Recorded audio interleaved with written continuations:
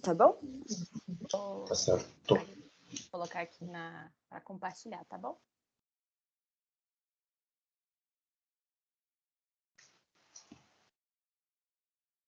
Avisam quando estiver dando para ver.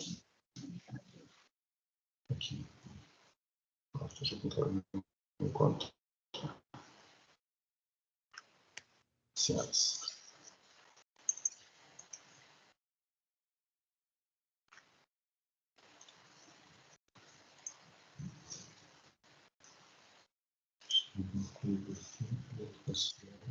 Pode começar, professor?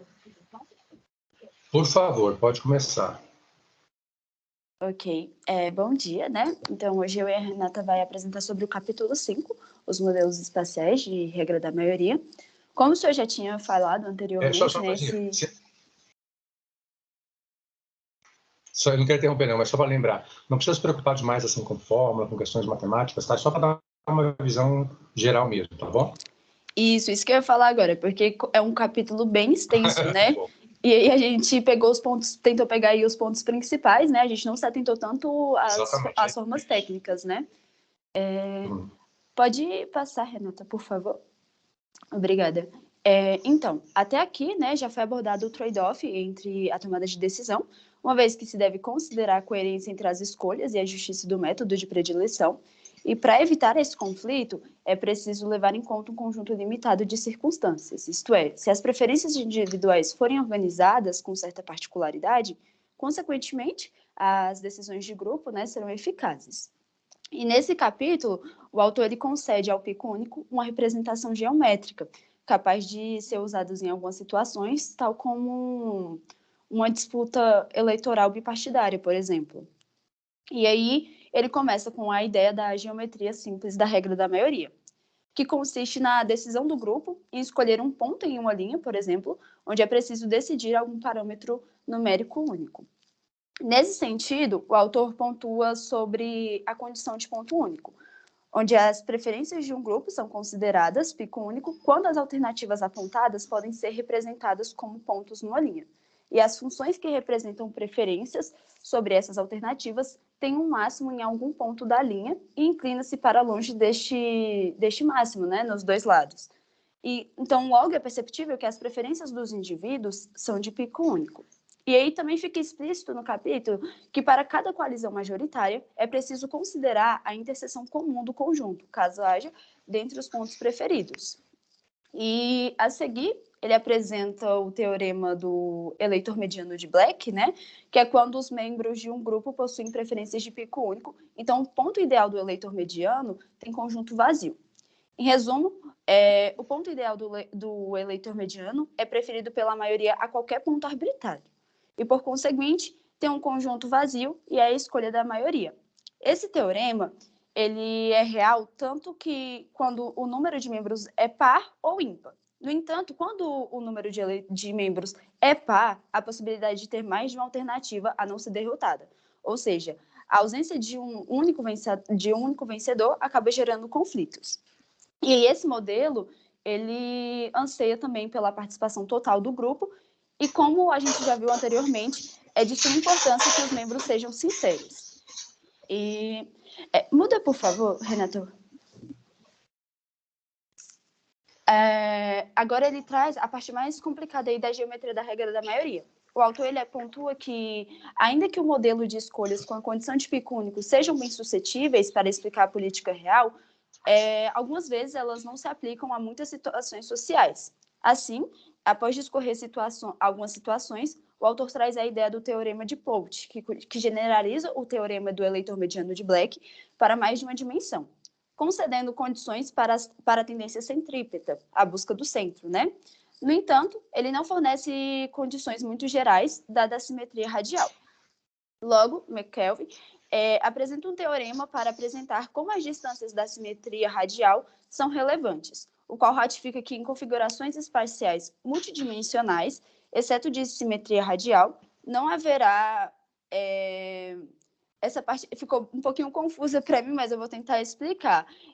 Não vai haver um ponto, né, que vence o conjunto vazio na regra da maioria. Ou seja, não vai haver nenhum vencedor E aquele que controla a votação, ele pode ser um fator determinante no resultado final. Ou seja, não há um claro eleitor médio. Isso, aí quando Tá? tem... O eleitor médio está meio... Isso. Aí acaba... que aquele que vai controlar a votação, né, ele vai ser aí um determinante no resultado final. Aí entramos na figura do ditador, né, que os autores já tinham mencionado atrás, né, quando você tem um ditador, ou seja, uma pessoa que tem um voto que é superior ao dos demais. Né? Sim. Quem é esse ditador? É quem controla a agenda, é óbvio. Né? Então, o presidente da Câmara, o presidente da CCJ, o presidente da Comissão de Orçamento, como eles têm o controle da agenda, o voto deles acaba valendo mais do que o dos outros, que eles sabem o momento certo de colocar a proposição para ser votada para obter o resultado que eles querem, entendeu? Então, a distribuição nunca é totalmente igual, né? Sempre tem uma diferença de influência. É aquilo de se expressar estrategicamente, né, professor? Exatamente. Agora vocês estão pegando o espírito do curso. Renata, pode passar novamente, por favor. E até aqui, né, em resumo, ele traz que em casos de escolha unidimensional, um pico único é o suficiente, e em caso de escolhas multidimensionais, a distribuição radialmente simétrica de pontos ideais é suficiente. Porém, caso ocorra pequenas disfunções, né, acabam acarretando em um caos. E aí agora a Renata ela vai explicar um pouco sobre as aplicações, né, do que já foi dito até aqui. Obrigada, Rafa. Então, beleza, eu vou falar sobre as aplicações, né? Primeiro, questão de eleições espaciais. Primeiro, que só queria falar que, assim, eu achei o capítulo super interessante e, assim, é complexo, sim, só que quando você lê, ele entende com calma, ele dá certo. Então, vamos lá. Esse tipo do capítulo você tem que ler mais de uma vez, exatamente. Exatamente. Lê uma vez de manhã e outra vez à noite, antes de dormir. Você lê no dia seguinte, aí você fala, agora entendi. Mas eu vou tentar mostrar para vocês o que é o essencial, o que interessa para a gente. Tá Legal. Bom? O autor, ele cita, né, o Anthony Down, que parte de um questionamento proposto pelo Harold Hotelling, eu trouxe a fotinha dele, que é um economista, né, ele ficava se questionando por que lojas colocavam várias filiais em lugares próximos, tipo, sei lá, um Starbucks que tem 5 numa mesma rua, assim. Aí o Anthony Down, tipo, partiu do princípio que os partidos políticos então vão agir da mesma forma que competidores econômicos, né? Que eles vão acabar ficando muito próximos, né? Vão meio que, tipo, a ideologia vai meio que se encontrar, mas aí eu vou explicar por quê. Aí, baseado nesse livro aqui, An Mas você Economic entendeu Theory of por que Democracy. o Starbucks coloca várias lojas na mesma rua? Não, eu não entendi, professor. Por que lojas colocam várias filiais em lugares próximos? Para evitar a entrada da concorrência.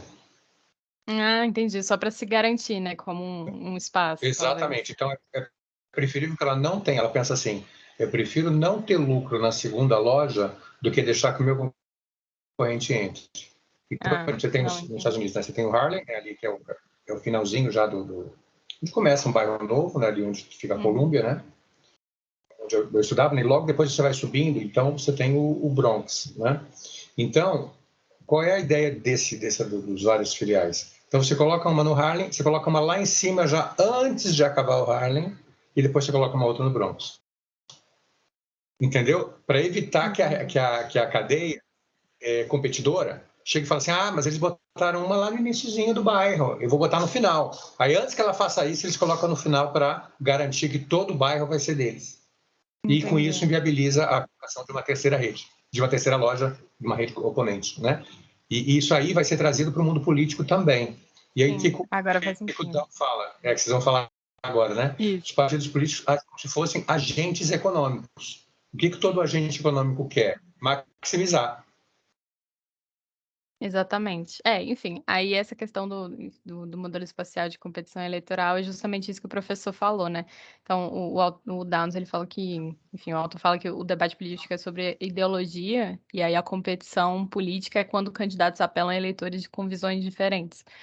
E aí, enfim, as propostas de um determinado candidato são identificadas em diferentes pontos do espectro político, né? O professor fala o left, né? O que é da esquerda, mais ou menos ponto zero, E aí right, na direita, 100. Então, qualquer proposta de candidato pode ser colocada nesse espectro, assim como qualquer eleitor pode ser colocado nesse espectro. Então, por exemplo, se eu tenho uma visão mais centro-esquerda, vou estar tipo, mais ou menos por aqui e tudo mais, enfim. Aí, nessa questão de maximizar Tirem votos, foto, o que gente, os por favor. candidatos... Tirem o, foto. Tirem o foto que desse os... slide.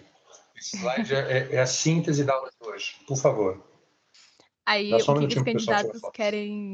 querem fazer é justamente se posicionar de um jeito que atrai o máximo possível de eleitores. Então, se minhas propostas são mais de direita, eu não posso me posicionar muito para o extremo e o pessoal da esquerda também muito para o extremo, porque senão vai abrir um espaço para uma terceira via, que é justamente isso que o professor falou da questão das filiais.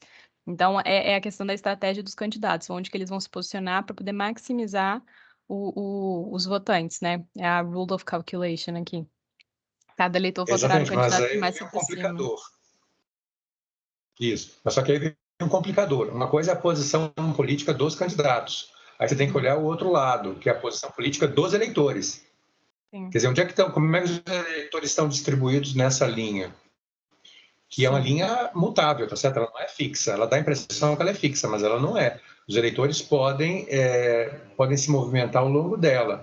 E aí que vem a tese que interessa para nós, o eleitor médio. Eu tenho, sei lá, faz de conta, 100 milhões de eleitores no Brasil, vamos dizer. Mas 50 milhões são conservadores ou 50 milhões são liberais de esquerda, né? Ok, tudo bem. Mas onde é que está o ponto médio? Pronto, exatamente, aí você queria chegar isso. Que bom que a gente tá construindo junto aqui, professor. Enfim, aí a questão que ele fala, né, uma situação com dois candidatos, os candidatos vão tender a se movimentar em prol do centro do espectro político, justamente para impedir essa questão da terceira via, o que ele chama de tendência centrípeta, né? E essa tendência centrípeta é muito importante no capítulo todo, e aí retoma a teoria, o teorema de Black, que a Rafa estava falando. Então, as políticas que surgem no ponto central do espectro são as consideradas como ideais pela média, é isso que importa, né? A questão não é tipo uma pessoa, é a média dos votantes, e aí o que tiver mais... Exatamente, é o eleitor médio. Qual foi a primeira pergunta que eu fiz no início do curso, lembra? Qual é o grande objetivo do nosso curso? Descobrir onde é que esse eleitor médio se encontra. Ele pode estar no centro, mas por algum motivo ele pode ter ido para a direita ou ele pode ter ido para a esquerda também. Então, vou dar um exemplo fora do Brasil para não ficar contaminado, para não dizer que eu estou falando de A, de B ou de C, para não dizer que eu não falei de flores. O Biden, por exemplo. Quando o Bush foi candidato, eu não tenho... O Bush, não, fica maluco. O Trump foi candidato, eu não tenho nenhuma dúvida que o eleitor médio estava mais à direita, vocês concordam comigo? Tanto é que ele acabou elegendo o Trump, não é isso? Então o eleitor médio tinha se deslocado para a direita. Ao final do governo Trump, eu não tenho nenhuma dúvida que o eleitor médio tinha se deslocado um pouco mais para a esquerda. Sim. Então, quando o Biden... Concorda comigo? Concordo. Então, quando o Biden lança... Faz sentido para vocês? Então, quando o Biden lança a candidatura dele, né, no ano passado, ele sabe que esse eleitor médio já está posicionado um pouco mais à esquerda, porque ele estava insatisfeito, né, um grande número, né, com o governo Trump. Então, para ele capturar o eleitor médio foi relativamente fácil. Ele não teve que fazer muitas concessões no discurso dele, porque o eleitor médio já estava com ele. Havia uma tendência a votar no Partido Democrata no ano passado.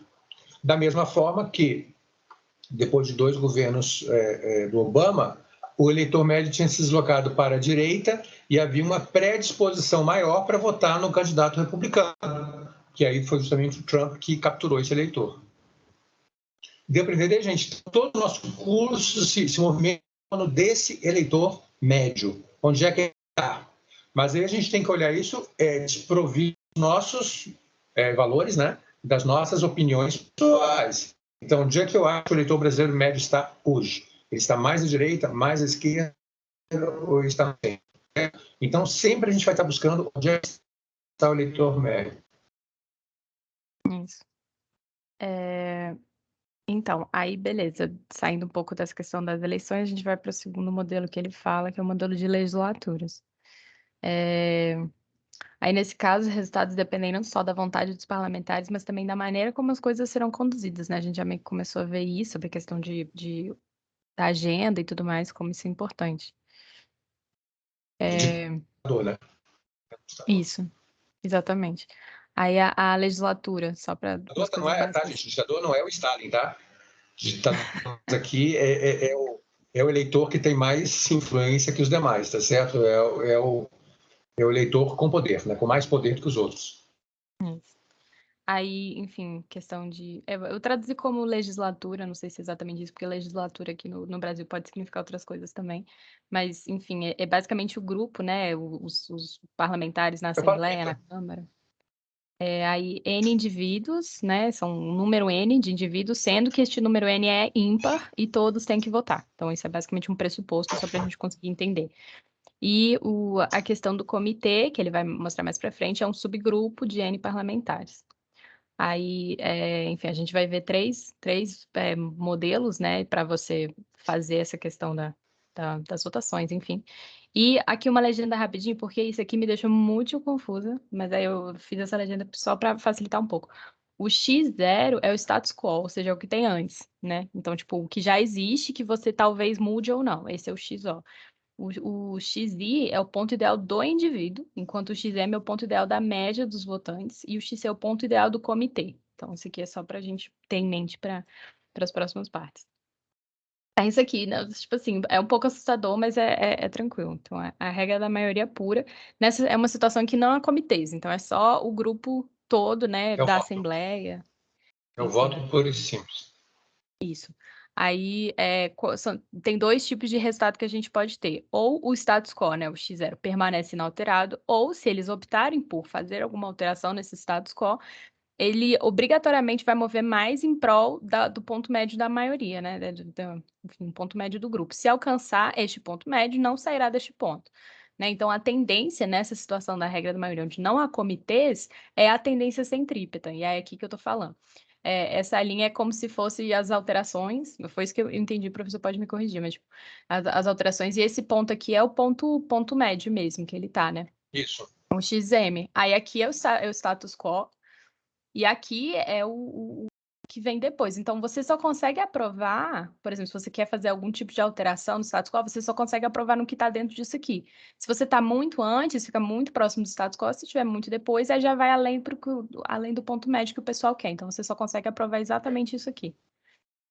Vou dar um exemplo fácil, assim, real, que vai facilitar o entendimento. A questão da reforma tributária, tá? Se puder subir só um pouquinho a fala, por gentileza. Assim? Aí, obrigado. Renata, né? Então, aqui, gente, aqui em cima é a legislação tributária atual, tá? Então, X0 é o status quo, é como a legislação tributária está hoje. Só que há um grande desejo de mudar essa legislação. Então, o eleitor médio, aqui o eleitor médio, no caso, é o eleitor do parlamento, tá certo? O deputado médio, vamos chamar assim, né? O deputado médio gostaria de alterar. Então, vejam que ela está um pouco mais para a esquerda, ele quer levá-la mais para o centro.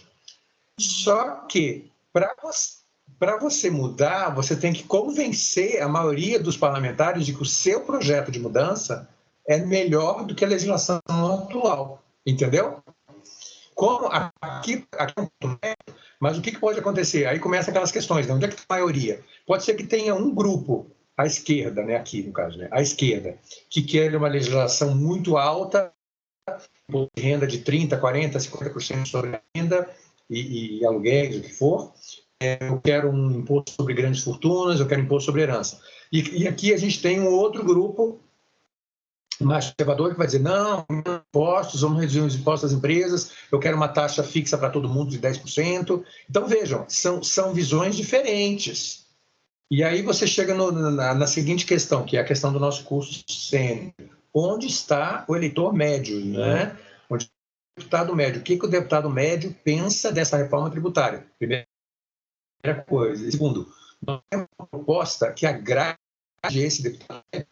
Porque se ela for muito para a esquerda, eu vou perder apoio, concorda? Se ela for muito para a direita, eu também perco apoio. Então, qual é a reforma passível de ser aprovada no parlamento hoje?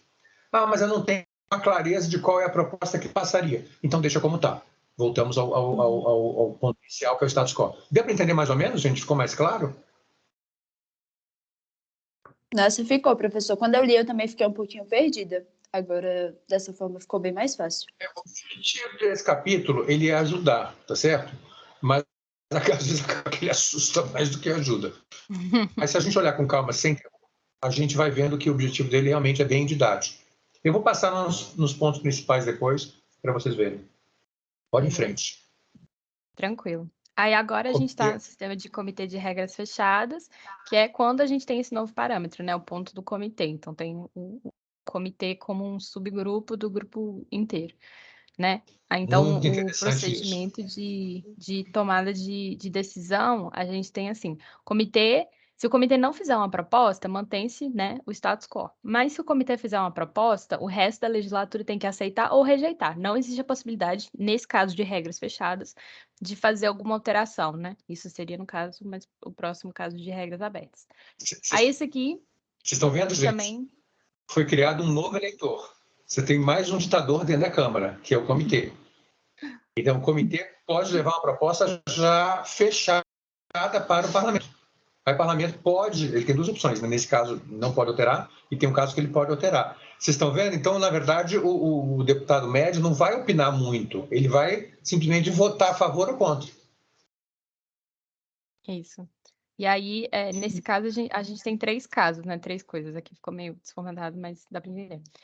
O primeiro caso seria quando o ponto do comitê tem um ponto médio, o ponto do comitê está além do ponto médio e tem o status quo, né? Isso. O ponto médio está no meio. Então, tanto o comitê quanto os demais querem afastar do status quo na mesma direção. Então, o ponto médio enfim, eles estão em concordância, né? Beleza, esse é o primeiro caso. Aí, no segundo caso, seria quando a proposta da comissão está entre o ponto status quo, desculpa, e o ponto médio. Então, nesse caso, o comitê, que é a aprovação dos demais da proposta da comissão, né, o ponto médio da comissão, do comitê, que é o melhor cenário possível para o comitê. Então, esse é o caso que eles realmente querem mais, né, quando, enfim, as pessoas vão aprovar. Já que o ponto médio está depois da proposta do comitê, eles vão aprovar a proposta do comitê. Agora, o caso 3, que seria Isso significa que a legislação ficou defasada, por exemplo. Então, há um consenso que a legislação deve ser alterada. Exemplo no Brasil, Código Civil. Havia um consenso que aquele Código Civil, lá de trás, não atendia mais. Era um consenso, tanto na direita, quanto na esquerda, quanto no centro. Então, o que restava?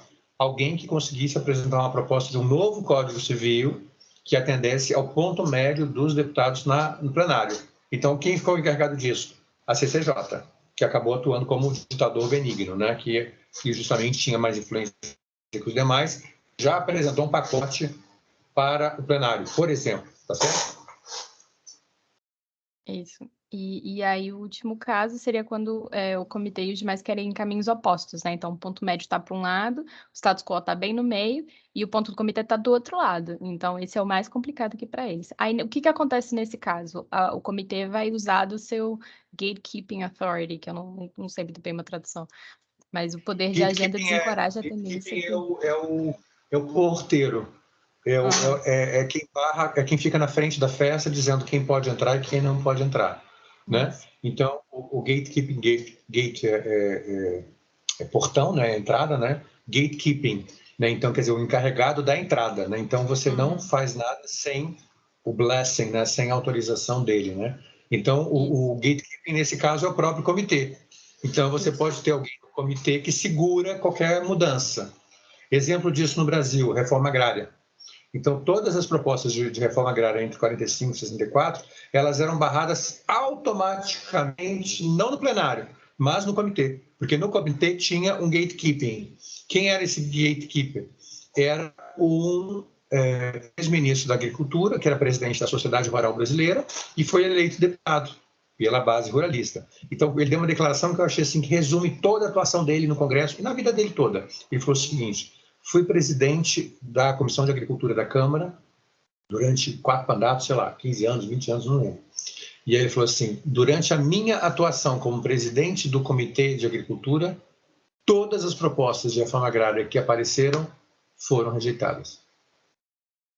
Eu acho que não pode ter exemplo melhor de gatekeeping do que isso. Deu para entender, gente?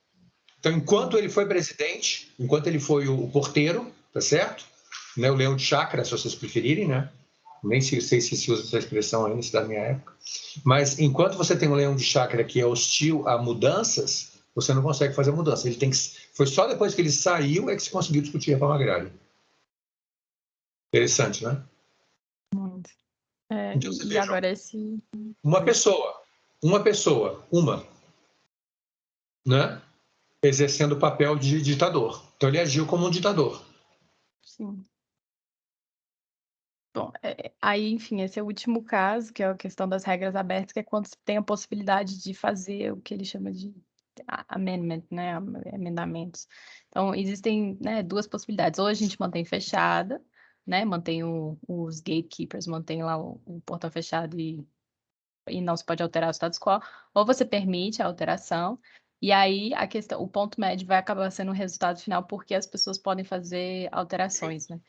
Então aí como é que funciona? Vai ser primeiro a proposta inicial do comitê, que ainda existe nesse caso, vai ter a proposta inicial do comitê contra as emendas. Aí, por exemplo, tem, sei lá, 5 emendas. Aí tem a proposta inicial versus emenda 1.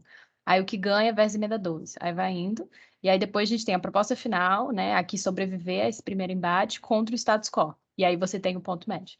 E aí o comitê realiza a primeira ação de abrir ou não o portão nesse caso. E aí a Rafa vai fazer as conclusões pedindo. Então, a Renata apresentou muito bem, né, como se aplica o modelo espacial. E aí, o autor, ele traz aí que, né, ele é muito importante para o cientista político, porque ele concede a oportunidade, né, de ter detalhes importantes dadas as competições políticas, como uma provável reeleição, por exemplo.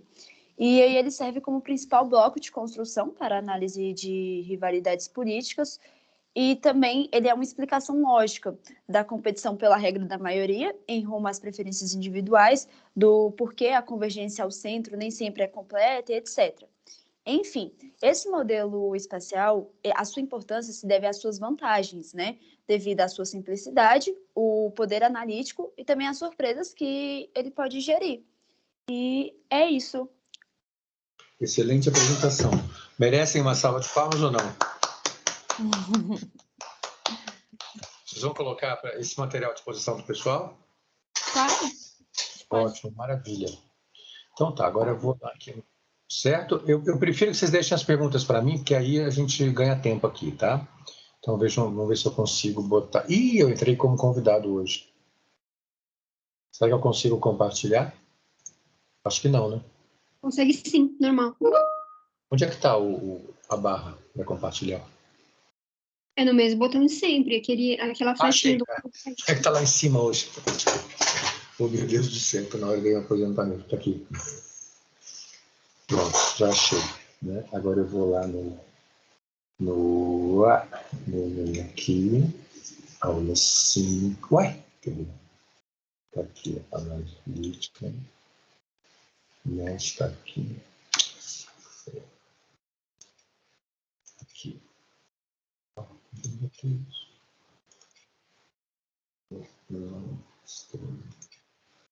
Very strange, indeed.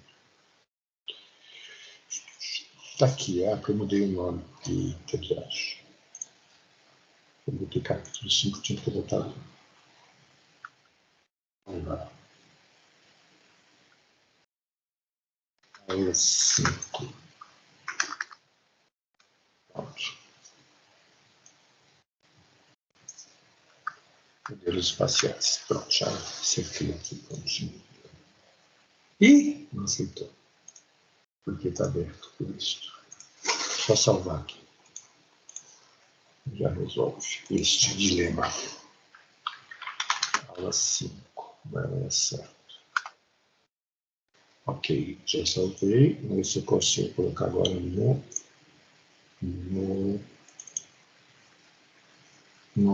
Teams. Vamos lá, Teams. Cada vez que eu saio, ele me tira aqui do grupo. Tem que voltar para o grupo. Vamos ver se é assim.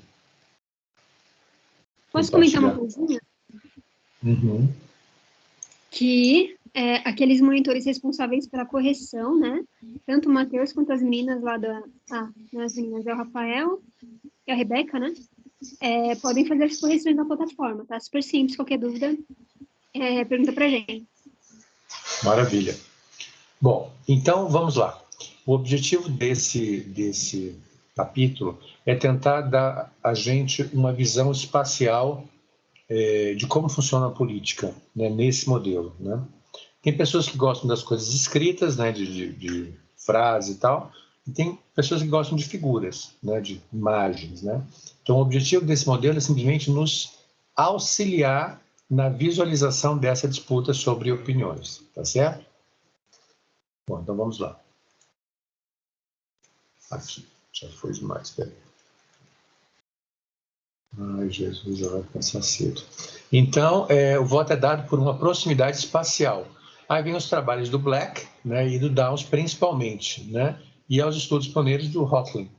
Então, essa hoje é a visão hegemônica, tá, gente, do análise do comportamento eleitoral, que é o que nos interessa. Então, qual é a hipótese central? Se vocês quiserem tirar foto desse slide, eu acho que vale a pena, tá? O eleitor dá o seu voto para o candidato cuja posição em termos políticos é a mais próxima da sua, ou seja, o candidato, o eleitor, vai querer um candidato que se aproxime da sua visão de mundo, tá certo? Essa perspectiva não é a comportamentalista, né? Que se baseia nas atitudes, não é isso, é em termos de visões. A tradição especial difere, pois propõe modelos simples e diretos que atribuem um voto à distância entre o ponto ideal do eleitor e do seu candidato. Nesse caso, o eleitor e o candidato têm que expressar seu ponto ideal na mesma escala. E aqui ele dá um exemplo bem simples, né, da questão do cupom, né, da taxa de juros, da taxa de Selic, né. Então vejam que aqui embaixo, ó, nessa linha, não sei se vocês estão conseguindo ver, está aparecendo minha setinha, não? Tá sim, professor, tá sim. Então, dentro do cupom, você pode ter membros que querem uma taxa de juros mais elevadas, você pode ter um membro que quer uma... Isso aqui foi feito há uns anos atrás, quando a taxa estava mais alta, tá bom? Você pode ter um membro que queira uma taxa de juros mais baixa, né? Aqui a gente até poderia colocar só para ilustrar, né? Ficar mais próximo da realidade de hoje. Só um exemplo, né? 5, vamos imaginar, 5, 6 e 8, tá? Só para ficar bem próximo dos números de hoje, vamos dizer, tá? Aqui. Então, veja, pouca gente no cupom defende que ela fique em torno de 4,5. Então, tem um grupo que defende que ela fique em torno de 5,5. Mas tem um outro grupo, que é a maioria, que é o ponto médio do cupom, que defende que seja 6,5. Mas, professor, então por que ela não foi para 6,5? Porque o cupom trabalha com pontos, né? Então, ele está chegando, ele está se movimentando, ele está chegando nesse ponto médio. Alguns membros do cupom defendem que a taxa de juros chega até a 8, 8,5, tá certo? Mas esse grupo aqui vamos chamar 8,5 só para ficar mais fácil, né? Então, esse grupo aqui é um grupo minoritário, tá? Então, ele não representa a média do comitê. Então, a taxa de juros, no caso aqui do cupom e da taxa Selic, tem que representar o ponto médio da opinião dos membros do comitê. Deu para entender isso? Achei que ficou bem fácil esse exemplo, né? Sim. Tá? Então, vejam, então qual é a taxa que vai predominar? A do ponto médio. Ah, mas como é que não chegou no ponto médio ainda? Porque ela está em movimento, está havendo um deslocamento, e ela vai se estabilizar quando chegar no ponto médio. O ponto médio hoje pode ser 6,5, mas amanhã pode ser que ele seja 7, não sabemos, né? Então, a gente tem que acompanhar essas mudanças. Vai depender do resultado da inflação de julho, de agosto e por aí vai, tá certo? Ok, gente? Deu para entender como é que funciona a ideia? Sim, professor. Deu. Acho que ficou fácil, né? Bom, agora veja bem, tem uma outra situação, né? Enquanto for só vamos dizer assim, uma opção, né? Uma curva, né? E essa curva for simétrica, tudo bem. Mas vocês podem perguntar, mas e se a curva estiver assimétrica? Né? Se ela não for uma curva equilibrada como era essa? Ora, se ela é assimétrica, significa que esse ponto médio já não representa mais a vontade. Então, a gente tem que ver onde é que está esse ponto médio. Se ele está aqui, se ele já está aqui, que é o que está acontecendo, tá certo? Você tinha gente que defende 6,5, mas provavelmente essas pessoas já não defendem mais 6,5, já estão em 7,5, e aí você cria uma curva assimétrica.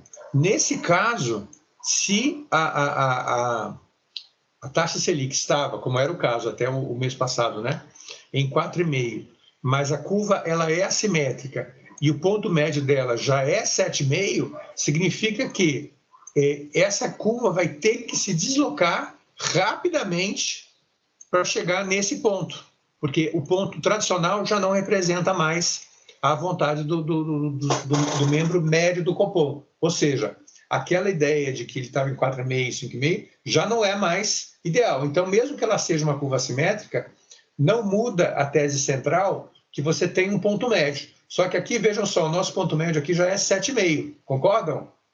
E o Copom ainda está indo de 4,5 para 5. Mas, na verdade, os membros realmente acreditam que a taxa de juros tinha que estar em 7,5.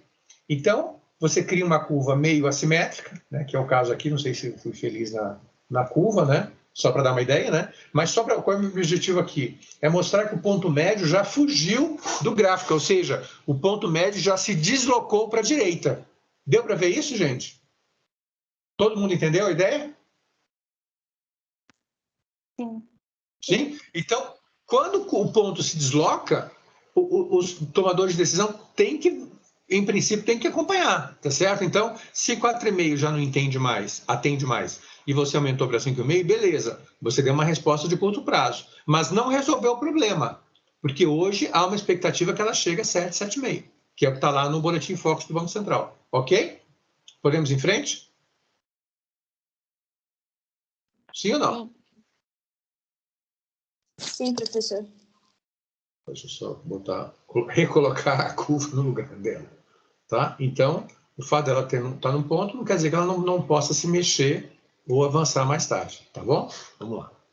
Então, já falei da assimétrica, né? Então, na assimétrica, você tem que descobrir qual é o ponto ideal. Não é tão evidente quanto numa curva simétrica. Nesse exemplo que eu dei do Copom, já está todo mundo esperando o aumento. Então, ele vai acontecer. E há uma concordância sobre ele. Aqui a situação é um pouco mais difícil, porque você pode ter dois pontos médios, tá certo? Então, você tem um grupo, voltando ao nosso exemplo aqui do Copom, você pode ter um grupo que está satisfeito com uma taxa de 5,5, tá?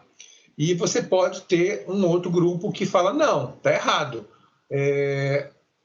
O ideal seria que fosse 4,5. Então, você veja, você tem um pico em 5,5 e tem um pico em 8,5. Qual é a solução, então, democrática para equilibrar entre um grupo que defende... Aqui a gente tem um pico, tá certo? Deixa eu ver se eu consigo botar melhor. Dá para mostrar para vocês aqui. Peraí, só um minutinho. Aqui. Então, você pode ter um pico... Ixi! Olha a nossa aqui. Peraí. Um momentinho. Valia dos senhoritas. Então, pode acontecer isso aqui também. Não é muito comum, tá certo? Mas pode acontecer. De você ter um grupo que diz, não, eu quero que fique em 5,5. Aí o outro grupo diz, não, vocês estão errados. O ideal é que a taxa de juros esteja em 8,5, chega a 8,5. Bom, qual é a decisão, então, nesse caso? Muito simples. Se você tem um grupo que o pico é aqui e o outro pico é aqui, se a gente somar 5,5 e 8,5, quanto é que vai dar? 14. Qual é o ponto médio, então? 7. Vocês estão vendo qual é a lógica?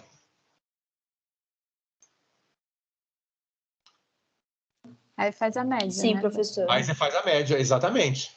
Deixa eu só mudar a espessura para ficar mais claro. Aqui e... Deixa eu botar em preto. Que aí. Aqui. E aí? Eita! Que isto? Aqui, feito desta forma. Oh, meu Deus. Jesus Cristo me salva. Pronto, agora não tem dúvida. Vocês estão entendendo? E aqui a gente pode criar até mais um quadrinho, se vocês quiserem, para ficar bem bacana. Ó. Então, se vocês olharem, por exemplo, o Boletim Focus da semana passada dizia, não, a taxa média no Brasil devia estar em 7%. Só que a taxa de juros estava em 4,25%. E gente dizendo, não, se a gente chegar a 5%, tá bom demais, já resolveu o problema. E o outro grupo dizendo, não, a gente tem que chegar lá até 8,5. Então, veja, o 5 já não representa mais a maioria, nem o 8,5. Então, o que a gente faz? Vamos buscar o meio termo. Qual é o meio termo? 7. Se for 7, ela vai atender parcialmente a esse grupo e parcialmente ao grupo do 8,5. Se eu coloco para cá, muito para cá, a curva, eu perco esse grupo. Concorda comigo? Eles vão ficar insatisfeitos e vão pressionar para a taxa de juros voltar. Se eu deixar a taxa de juros aqui, como ela está hoje, esse grupo vai dizer, olha, isso aí não é suficiente. Na próxima reunião, a gente vai pedir um aumento. E aí ela vai se deslocando ao longo do tempo. Claro que na medida em que você tem os resultados da inflação, né, vendo se a inflação está caindo ou não, você vai dar argumentos para esse grupo dizer, olha, a inflação não caiu, temos que avançar mais na taxa de juros. Até que chega num ponto que é o ponto de equilíbrio. Deu para ver, gente? Então, isso aqui são o quê? São múltiplos pontos, né, de maioria. Né? Então, você pode ter um grupo aqui e um pico aqui, né? Faz de conta que o Copom tenha 15 membros, vamos dizer. Não é o caso, mas faz de conta. Então, você pode dizer que você tem 5 aqui, 5 aqui, e os outros 5 estão distribuídos dentro dessa curva. Então, qual é o ponto médio para a maioria? É esse aqui. Deu para entender a ideia? Sim? Podemos avançar? Sim ou não? Professor. Então, vamos em frente. Já vimos a assimétrica. Já vimos, então, múltiplos PIX, vocês já entenderam, né? Pode ter um grupinho aqui, um grupinho ali. Então, o eleitor médio tende a se concentrar no meio deles, tá? Quando está todo mundo, quando o eleitor médio está muito claro, está concentrado, melhor, ok? Vamos lá. Professor, desculpa, que agora me surgiu uma dúvida. Quem Qual é? a melhor É o Marcos Paulo. Ô, Marcos Paulo, tudo bem? Tudo certo, professor. Bom dia. Professor, qual a melhor definição que eu posso dar para eleitor médio? Como é que é? A melhor definição que eu posso dar para eleitor médio. Eu vou te dar uma definição livre, pode ser? Por favor. Então, o eleitor médio seria aquele eleitor que é a síntese de todos os eleitores do país naquele momento. Tá certo? Ok, professor. Tá? E ele pode variar, tá certo, o Marcos Paulo? Pode ser que em algum momento ele esteja mais à esquerda, né, no caso do governo Lula, né, quando os eleitores votaram pelo presidente Lula e pela sua eleição, o eleitor estava simpático ao governo Lula, então ele estava deslocado à esquerda, né, que é a síntese do que aconteceu. No governo Dilma, ele começa a se deslocar um pouco para a direita. No governo Temer, ele já está completamente deslocado para a direita. E em 2018, ele elege o presidente Bolsonaro. Entendeu? Entendi sim, professor. Obrigado. Então, o eleitor médio ele sempre representa, vamos dizer assim, o que pensa os eleitores do país de uma maneira sintetizada, né?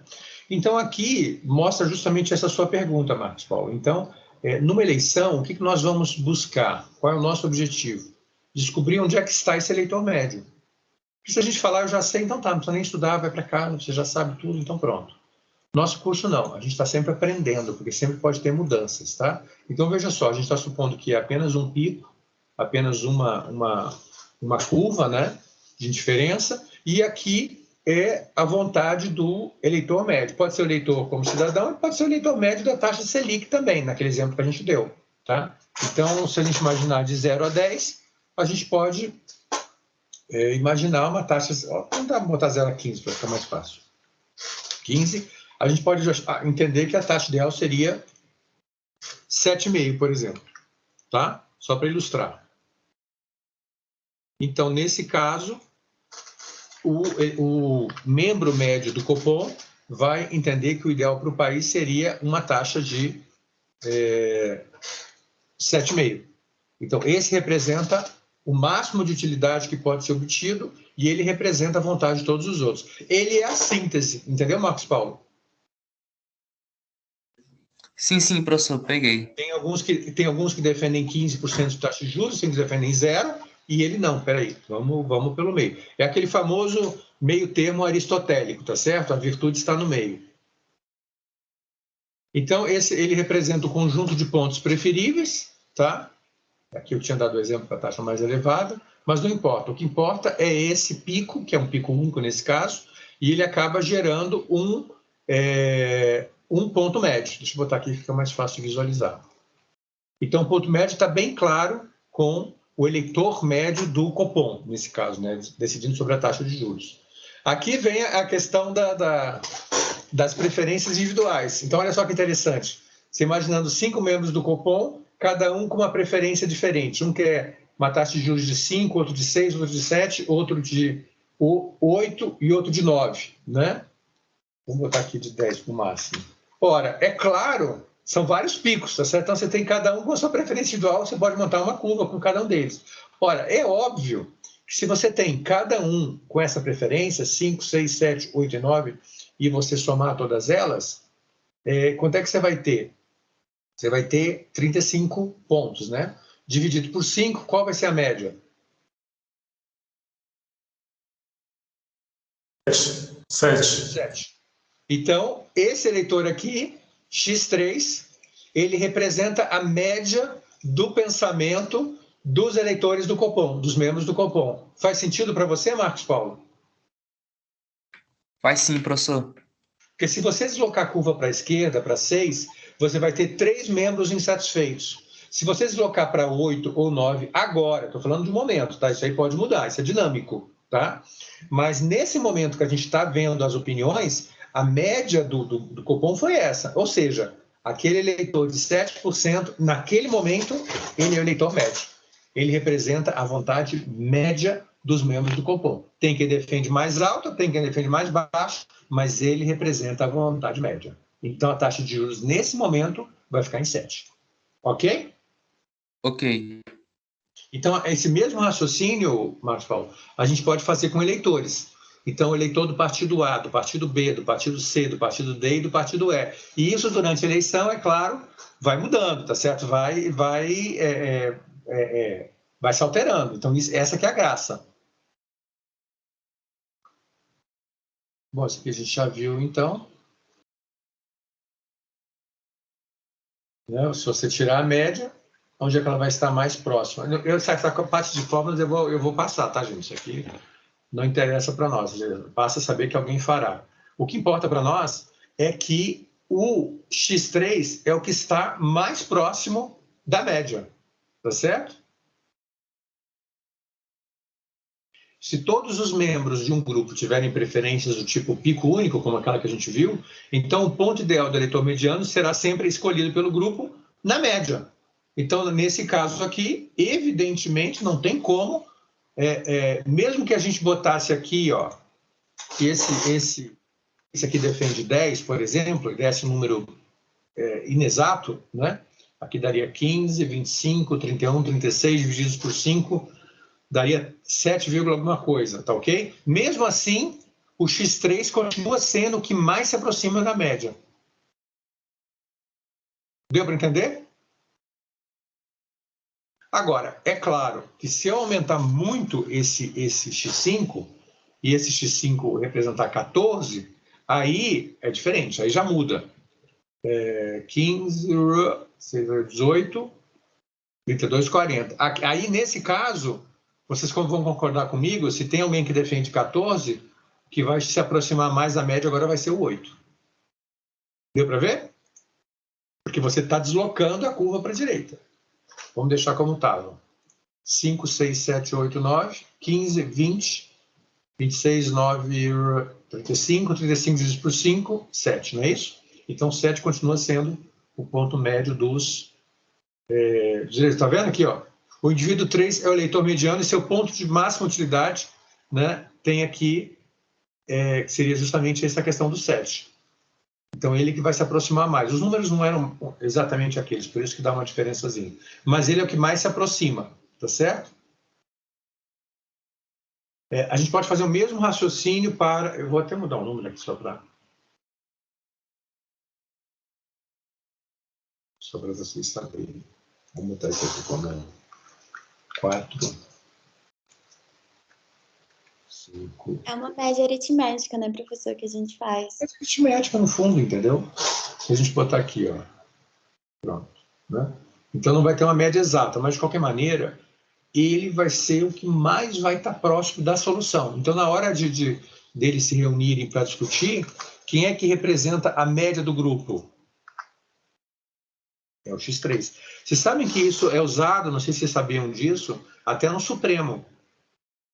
Quando você tem uma discussão constitucional, você pode ter um ministro votando a favor, outro ministro votando contra, e um ministro acatando em parte aquele tema.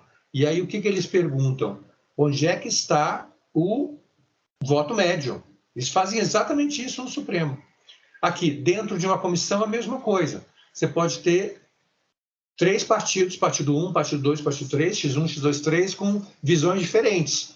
Sendo que o partido X2 é um partido moderado. O partido X1 provavelmente é um partido de esquerda, porque ele está mais próximo da linha da esquerda.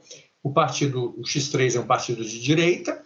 E o X2 é um partido de centro. Então, quem provavelmente vai conseguir aprovar uma lei, uma legislação, será o bloco de centro. Por isso que a tendência é sempre centrípeta, tá certo? Então você tem essa corrida para o centro. Porque se o partido de direita tentar emplacar uma legislação dele, só dele, que atende só ele não vai ter os votos suficientes para aprovar. Se um partido de esquerda tentar impor a sua vontade, sem ter apoio dos partidos de centro, e do direito, obviamente, que não vai ter, então ele também não consegue. Então, só quem consegue aprovar a legislação é quem está aqui no meio. É o X2, porque o X2 consegue ouvir algumas demandas de X3 e algumas demandas de X1. E ele chega num ponto intermediário, que é o ponto médio. Tá ok, Matheus? Oi, professor. Minha dúvida é no slide anterior.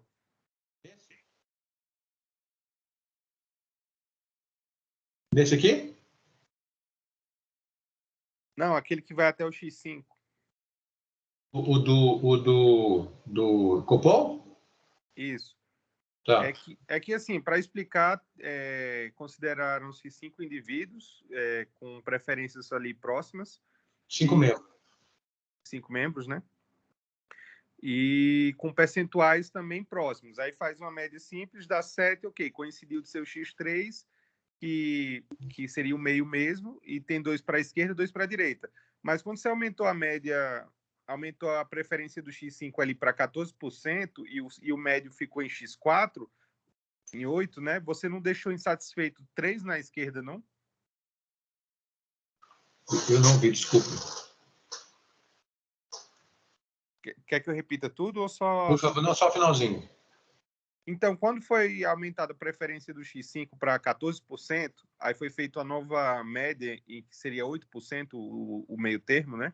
Uhum. Aí o meio termo ficaria em X4. Só que X4, ele deixa insatisfeitos, vamos dizer assim, do seu lado esquerdo, 3, e do seu lado direito, 1. Então... Mas aí a gente está supondo que todos têm o mesmo poder, né? E que esse X5 ele tem a capacidade de propor que ela vá lá para 14%, né? Então, nesse caso, então, como ele está se deslocando muito dos demais, né? Ele está vindo para cá, né? Então, pode ser que esses 3 digam o seguinte: olha, a gente defende média 5%, né? Mas tem uma proposta aqui que está querendo que vá para 14%, né? Vamos dizer, faz de conta, né? E aí, esses três indivíduos aqui vão se reunir e vão dizer: olha, essa proposta aqui de 14 ela é inaceitável para nós, tá? Mas vamos supor, Matheus, que esse indivíduo que propôs a 14 seja o presidente da comissão, seja um ditador. Certo, aí entraria minha segunda pergunta, que é o caso... Calma. Tá. E aí, então, esses 3 falaram o seguinte: olha, a proposta da gente era nesse sentido, mas a gente está entendendo que tem propostas bem mais à frente, né? Então, para nós, a gente se sente menos agredido em apoiar o X4 agora, já que tem essa proposta deixa eu só ver se consigo tirar aqui.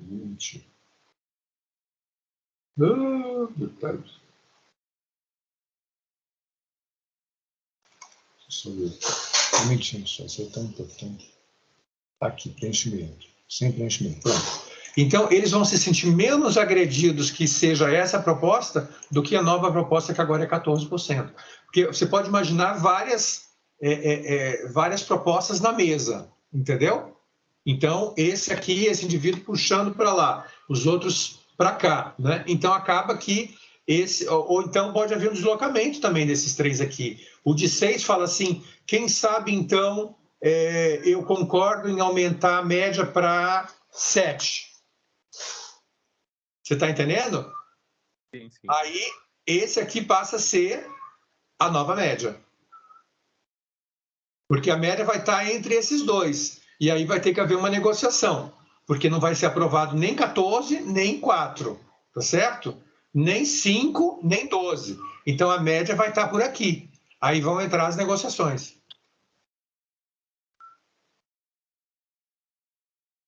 Ok? Agora, isso é um caso bem extremo, né, o Matheus? Porque, na verdade, eu dei só para ilustrar, né?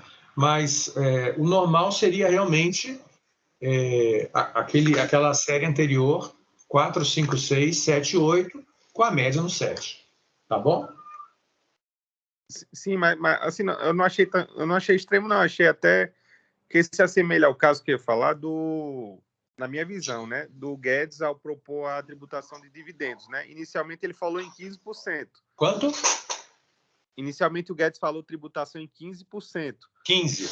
Só que isso, eu imagino que seja o que ele quer. Como ele viu que se ele falar 15, o Congresso vai diminuir, ele falou, não, agora é 20. Porque ele já sabe... Então, vamos fazer aqui, ó. A gente pode fazer isso tudo representado, a gente pode representar no nosso gráfico. Então, você coloca lá 20, vamos dizer. Mesma coisa. Eu quero que vocês aprendam a praticar isso, tá certo? 20.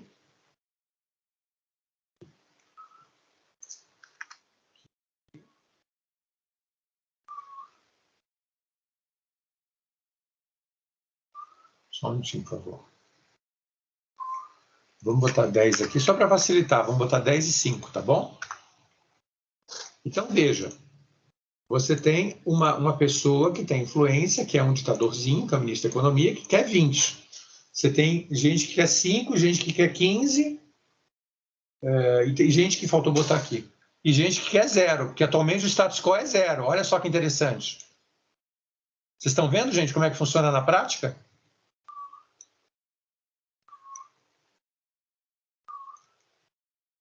Aqui. Esqueci disso aqui, que é importantíssimo. 0, tá? Então, 0, veja só. Mas 0, quem é que defende 0? Ora, 0 é o status quo. É o mais importante. Porque ele está tentando quebrar o status quo. Todos estão vendo isso? Então, é o mais difícil aqui. Ele está tentando sair do status quo. E aí, o que ele propõe? Como você observou muito bem, Matheus. Ele propõe 20 para radicalizar a nossa curva. Tá certo? Concorda? Concordo. Sim ou não? Mas você está de acordo comigo que o objetivo dele, e ele vai ficar feliz, se for aprovada uma proposta entre 10 e 15. Não é verdade? Isso. Deu para entender como é que funciona na prática? Deu sim. Às vezes você radicaliza uma proposta, mesmo que você saiba que ela não vai ser aprovada, e o objetivo não é que ela seja aprovada, mas é que você tem uma arma para negociar com os adversários. Aqui eu coloquei uma linha imaginária, tá certo? Que não é tão imaginária assim, ela existe. Peraí. Aqui, um momentinho só, por favor. Deu para ver? Tá claro agora, gente? Professor, seria até uma estratégia, né? Porque se você considerar... Claro, é lógico. Ela vai ser sempre aproximada pelos extremos, então ele colocar 20 é porque ele sabe que vai ser o mais próximo possível da intenção inicial dele, né? Que é 15. Ele gostaria de 20, no pior cenário, 15. O Congresso deixaria o status quo ou aprovaria no máximo 5, mas só que 5 não satisfaria ao Guedes. Então, vamos pegar esse exemplo aqui, que é um exemplo muito bom. Eu te agradeço pela sua intervenção, Matheus. Onde é que você acha que está o ponto médio? 0, 5, 10, 15 ou 20. 20 é a proposta do Guedes, 0 é o status quo atual. Onde é que está o ponto médio? No 10. Evidentemente no 10, ótimo. Então, você há de concordar comigo que se for aprovada, ela provavelmente vai se situar em torno de 10. Pode ser um pouco mais, um pouco menos, mas provavelmente nessa faixa. Se insistirem muito em aumentar, pode ser que nada seja aprovado. Aí nós voltamos ao status quo, a situação atual. Qual é o status quo? 0. Deu para ver? Todos viram? Aí o ponto que eu queria saber também é que se for radicalizado demais, então se ele chuta o pau da barraca e fala eu quero 50, essa proposta do X5 fica muito distante dos outros, né? Totalmente. Ela não tem chance de ser aprovada. Ela cai naquela nossa curvinha inicial. Onde é que ela está? Onde é que está? Onde é que a gente viu isso? Aqui mesmo. Ela estaria dentro desse grupinho. Ela viraria uma proposta de um xiita, tá? Desse grupinho aqui longe, tá? Então ela não representa mais a média. Ela está totalmente longe da média. Então ela não tem chance de ser aprovada. Para ela ser aprovada, o governo vai ter que fazer concessões para chegar mais próximo do ponto médio. Que nesse caso aqui, como vocês viram claramente, achei que esse exemplo ficou muito bom, é 10%. Deve ser alguma coisa em torno de 10%. Pode ser um pouco mais, um pouco menos, mas se for aprovado, provavelmente vai estar aqui, que é um ponto médio do parlamento. Ok, gente? Podemos ir em frente? Ok. Deu para ver, Matheus? Ficou claro para você? Ficou sim, resolveu agora. Eu dei aquele exemplo do 14, não foi para confundir, não, mas só foi uma situação assim radical, tá certo? Em geral, os pontos estão mais próximos um do outro, tá?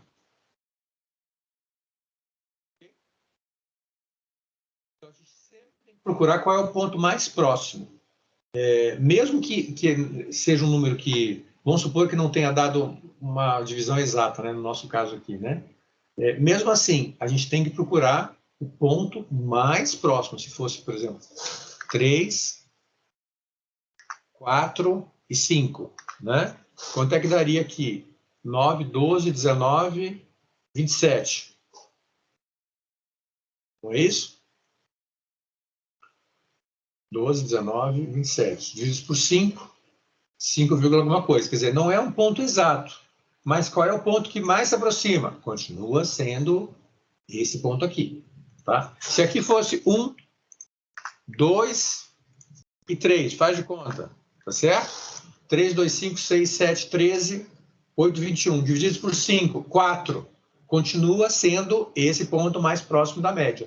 Deu para entender? Então, mesmo quando não tem um ponto exato, a gente procura quem é o eleitor que melhor representa a média.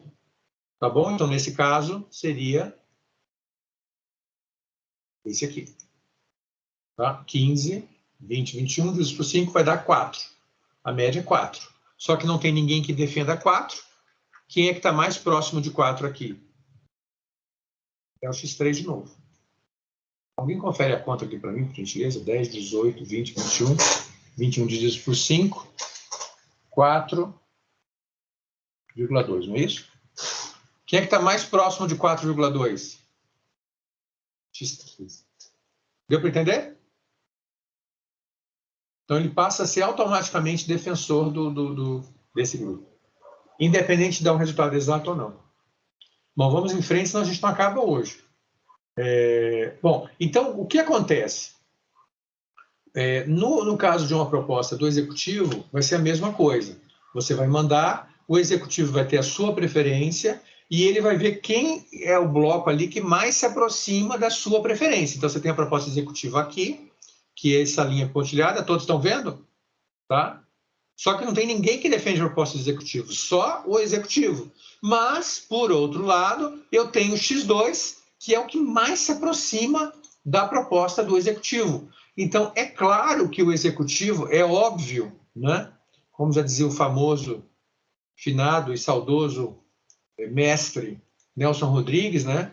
É o óbvio ululante que o Executivo vai procurar esse indivíduo, esse bloco, esse partido, né, e vai falar para ele, fulano, vocês é que mais se aproximam da minha proposta, então eu gostaria de fazer um acordo para aproximar a visão de vocês da minha, porque ele sabe que esse partido, além de estar mais próximo, ele está no ponto médio. Então, se esse partido não comprar a ideia, ela não passa.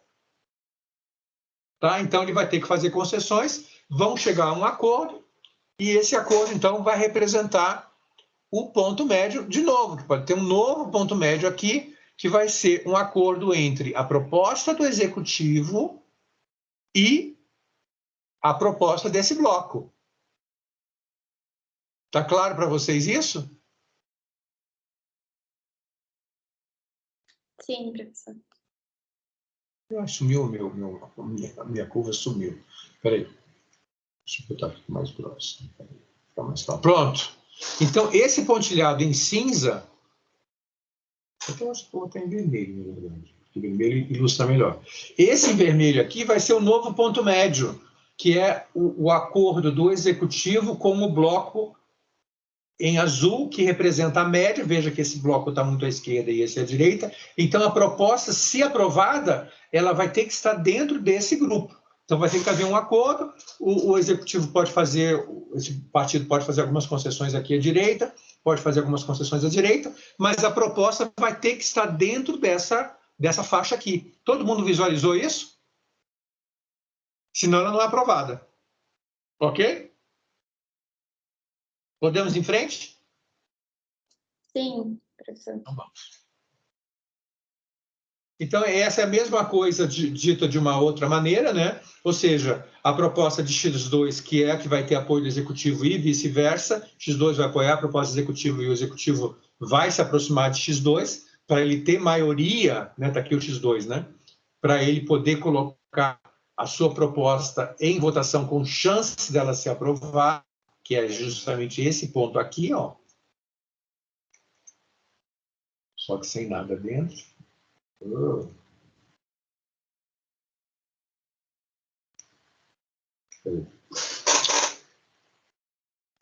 Ué, ele está sempre aí.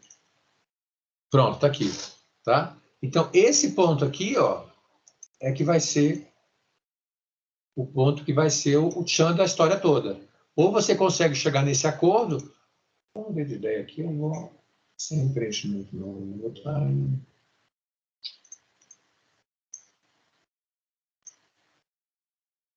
Pronto, ficou melhor. E contorno também em amarelo. Pronto. Não ficou bom, não. Contorno preto. Está aqui. Vocês estão vendo, gente? Então, a proposta vai ter que estar por aqui. Num desses pontos aqui para atender à vontade desse bloco 2, desse partido, vamos chamar desse partido de ou bloco do centro, tá? E, ao mesmo tempo, que vai estar do lado, veja só, da proposta do executivo. Vamos colocar a proposta do executivo em vermelho, ou em abóbora, talvez. Em abóbora, pronto. Tá? Então, ela vai ter que circular por aqui. Se ela for muito para a direita, ela não consegue a maioria, e se ela for muito para a esquerda, ela não é aprovada. Então, ela tem que estar nessa faixa dialogando com esses partidos. Ok? Vamos em frente? Então, que é o X2. Então, X2 é o partido de centro que vai viabilizar a proposta do executivo. Que é o centrão, se vocês quiserem. Em bom português.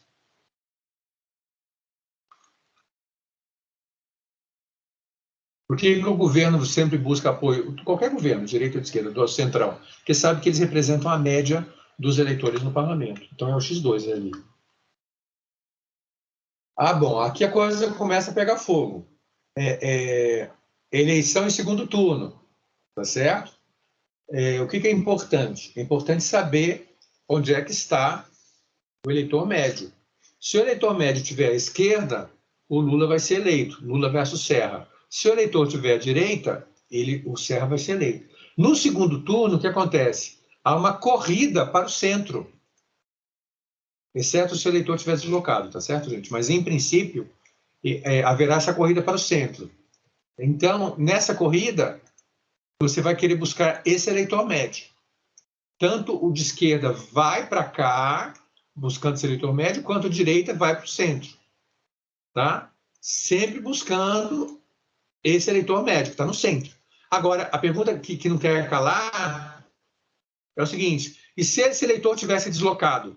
Aí vai fazer o trabalho mais fácil, o trabalho vai ficar mais fácil. Se ele tivesse deslocado para a esquerda, significa que o Lula já está em vantagem para a eleição, que foi o que aconteceu. Se ele estivesse deslocado para a direita, o Serra teria mais chance, o que não foi o caso, porque depois de 2 governos Fernando Henrique, o eleitor acabou se deslocando um pouco para a esquerda. Então, o X3 não estava no centro, totalmente no centro do gráfico. Ele estava ligeiramente à esquerda. Isso facilitou o trabalho do Lula, porque o eleitor já tinha a expectativa de um candidato um pouco mais à esquerda que o Fernando Henrique. Então, isso facilitou o trabalho do Lula e certamente, obviamente, dificultou o trabalho do Serra. Vocês estão de acordo? Sim? Então, tire uma foto desse gráfico aqui também, gente, que isso representa o eleitor mediano. Tá bom? Direita, gráfico à direita e o gráfico à esquerda, né? Aqui a linha direita e esquerda. Podemos ir em frente? Sim, professor. No segundo turno, então, como eu mencionava, o trabalho, se a curva fosse perfeita, seria isso. Mas como a curva não era perfeita, o eleitor mediano, na verdade, ele não estava aqui, ele estava um pouquinho mais para a esquerda. Vocês concordam comigo? Tanto é que o Lula foi eleito. Então, isso facilitou o trabalho do Lula, porque o Lula era o X2. Né? Só que o eleitor médio, que é o X3, ele já estava um pouquinho mais pro lado do X2. Então, isso facilitou, porque quando o Lula fez campanha... Deixa eu só botar aqui o Serra em azul. Deixa eu botar mais um gráfico, tá? Mais fácil de visualizar o eleitor médio. Aqui. Aqui, contorno da forma.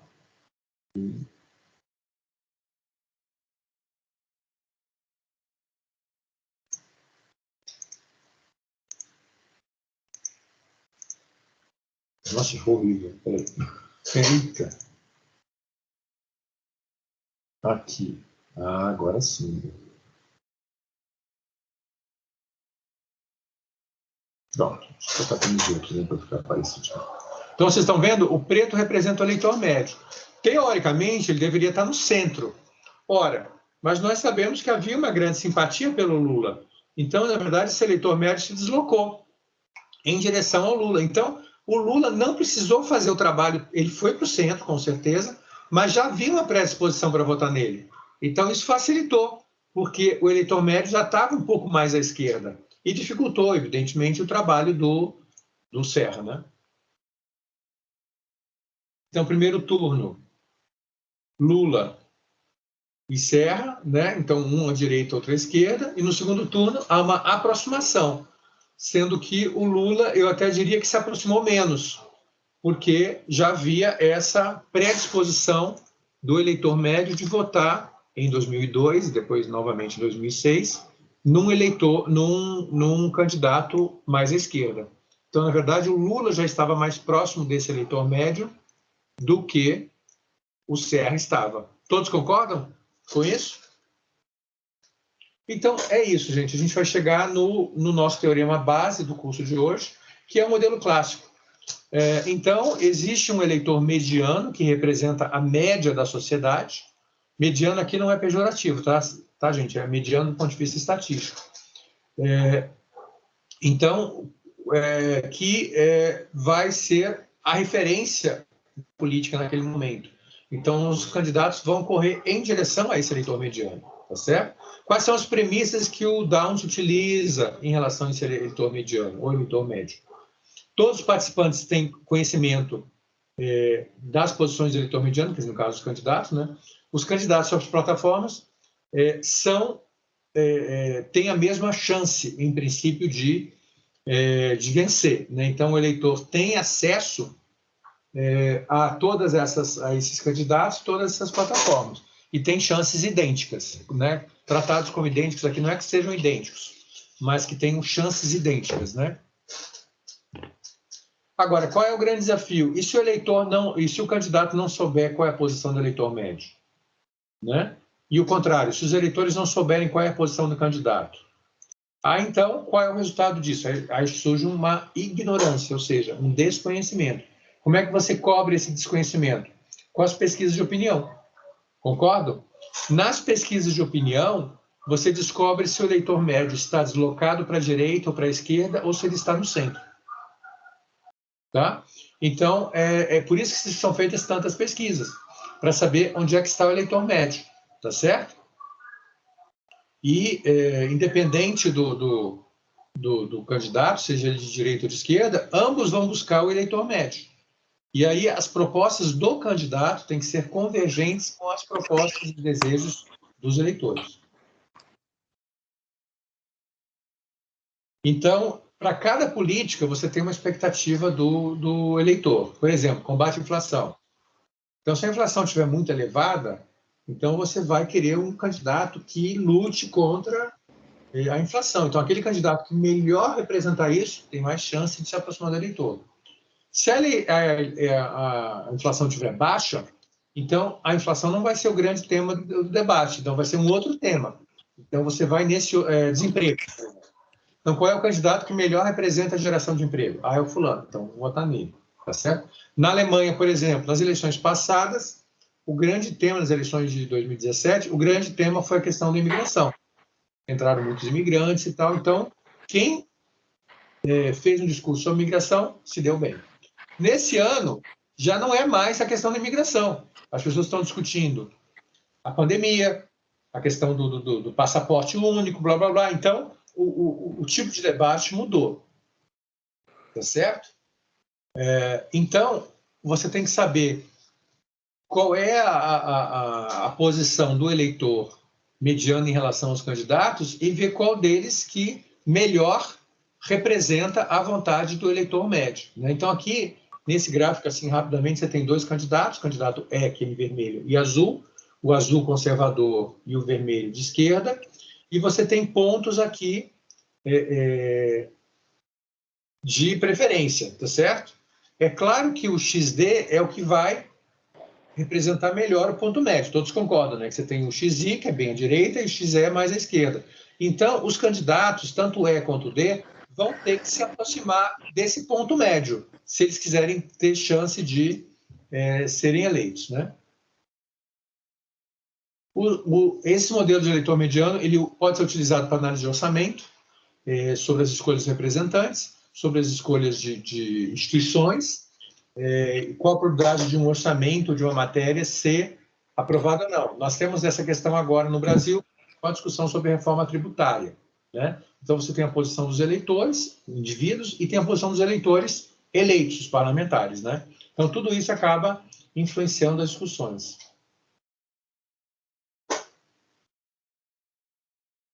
Bom, eu não quero entrar nisso agora. Então, aqui você tem várias preferências, né, dos eleitores, votos de direita em azul, votos de esquerda em vermelho, né? E aí, mais uma vez, busca o eleitor mediano. Onde é que está o eleitor mediano aqui nesse caso? Em preto. É o eleitor de centro. Tá? Então, tanto o de vermelho quanto o de azul vão tentar se aproximar desse eleitor. Ele está no centro, mas veja bem, ele também pode se deslocar durante a campanha para a esquerda ou para a direita. Mas, em princípio, tanto o candidato de esquerda quanto de direita vão tentar buscar esse ponto médio. Ok, gente? Nesse caso aqui, o eleitor de esquerda, que era o Lula, no caso da eleição nossa de 2002, ele estava mais próximo do eleitor médio. E isso explica, entre outros motivos, a vitória dele. O Serra, que era o candidato conservador, chama assim, o candidato da direita, embora ele não se apresentasse dessa forma, ele foi derrotado porque ele estava muito longe do eleitor médio. Por outros motivos também, que não vale a pena a gente analisar aqui agora, a questão de carisma, empatia, isso, né? Também tem um componente, mas a gente vai ignorar isso agora. Tá certo? Então, existe essa tendência centrípeta, que é a tendência para o centro. Ela é uma lei em política, tá? Especialmente no caso do Brasil, como da França, e agora também do Peru, né? Que adota o segundo turno. Então, o segundo turno realmente obriga o candidato a fazer um discurso mais moderado para não perder esse eleitor de centro. A questão começa a complicar, e eu não quero entrar nisso demais, porque isso a gente vai ver ao longo do nosso curso, é quando surge um terceiro candidato. Tá certo? Aí, a gente está chamando de I, independente, que é esse em verde. Aí você não sabe como é que o eleitor vai se comportar. Porque você tem o candidato conservador, em azul, né, que é a direita. Você tem um candidato em vermelho, que é o de esquerda. E agora você tem esse candidato novo, que é o independente. Vamos chamá-los de verdes. Tá? Então, tudo vai depender da capacidade desse eleitor, desse candidato de verde, atingir o eleitor mediano, que é o eleitor aqui X3. Só que aí tem um fator interessante. O eleitor, esse candidato independente, ele tira votos do candidato de esquerda. E com isso ele aumenta a possibilidade do candidato conservador ser eleito. Concordam? Então, isso tudo pode acontecer. Bom, no Congresso eu não quero entrar nisso aqui, porque a gente vai ver isso aqui depois nos capítulos específicos, tá? Que é a preferência do eleitor sobre um tema, e aí você tem a preferência dos parlamentares também. Vejam só a questão do agora que a gente está tendo do voto impresso. Você tem uma opinião dos eleitores, uma parte dos eleitores é a favor, outra é contra, e agora a gente vai ver, ao longo das próximas semanas, provavelmente, uma votação na Câmara. E aí, então, a gente vai ter possibilidade de ver qual é o ponto médio dos deputados. Se a maioria dos deputados é a favor ou é contra o voto impresso, por exemplo. Tá bom?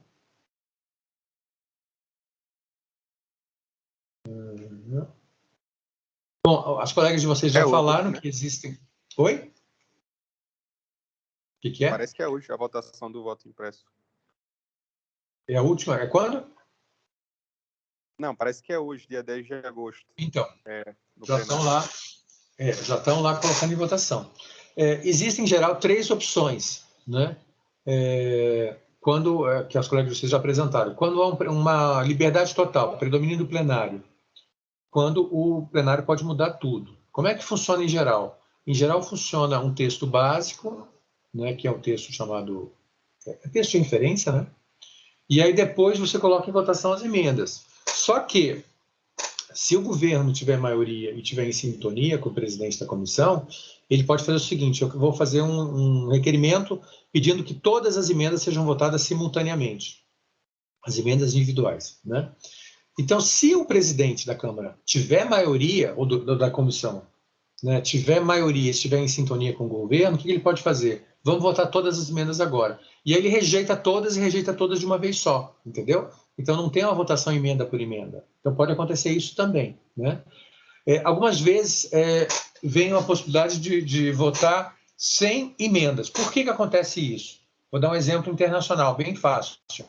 Quando o Brasil aderiu ao Rodado Uruguai do antigo GATT, agora da OMC, né, a Organização Mundial do Comércio, era um acordo internacional.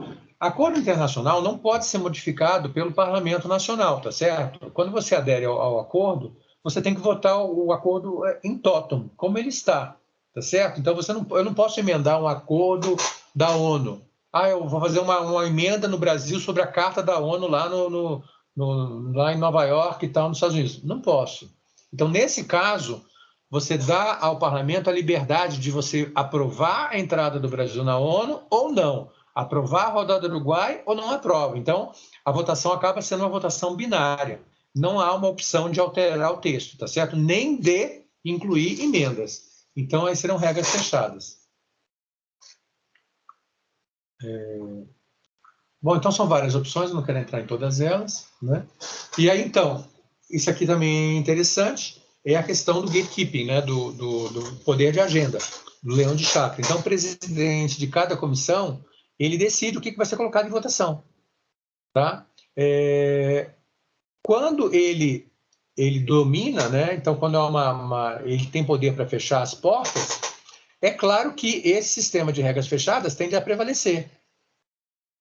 Tá? Se ele tem monopólio para fazer propostas, ele também tende a ser vitorioso nas questões com regras fechadas. Quando o plenário tem liberdade de mudar, ele perde um pouco de influência, tá certo? E aí vem as posições do plenário, onde XM é o voto médio, o eleitor mediano, E a nova proposta tem que ser feita entre o status quo, que é o x0, e o x1, que é a tendência de mudança, ok? As regras fechadas e regras abertas, né? Aí você tem uma proposta do executivo, que era mais à direita, você tem uma visão do Congresso, que era mais à esquerda, e você acaba chegando a um ponto médio, que é o que foi aprovado, certo? A gente pode voltar isso aqui na aula aqui seguinte. O judiciário pode ter outra visão, mais conservadora, talvez mais pró-status quo, e aí então você tem que ver um ponto comum entre esses dois atores aqui, e o resultado é a aprovação da PEC, com a influência do Legislativo e do Executivo, já que o judiciário ficou muito radicalizado e não teve a influência que ele gostaria. Para ter uma visão geral sobre esse capítulo, entendeu? O que vocês acharam?